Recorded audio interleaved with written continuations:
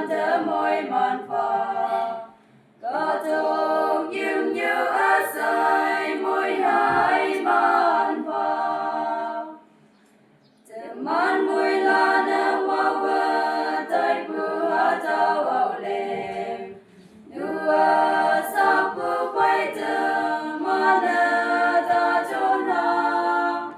hong li mong bay bù bay hạ tao ảo lem mô ha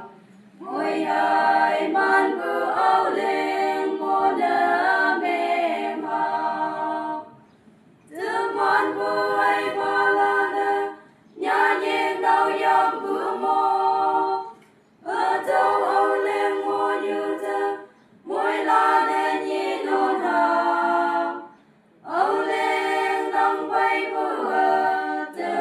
thơ môi man pha có thuộc yếm như ớt say môi hai man pha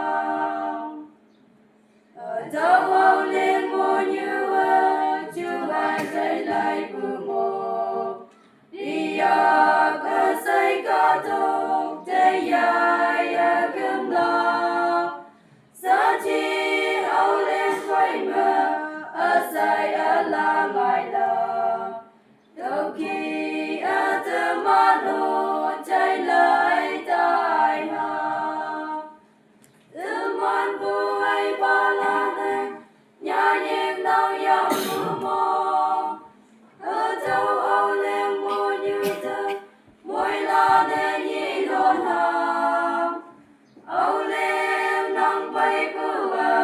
thơ môi man pha có thuộc yếm như ớt say môi hai man pha Kahwange có đúng như quang tang ớt say lên ngài đâu phải mơ ca ta như hát lên ở ngài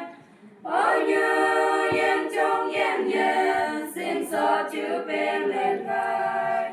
ở đâu tăng ma mô bù ảo lem mô như thơ man bù hay ba la nơ nhà nhiên đau yam bù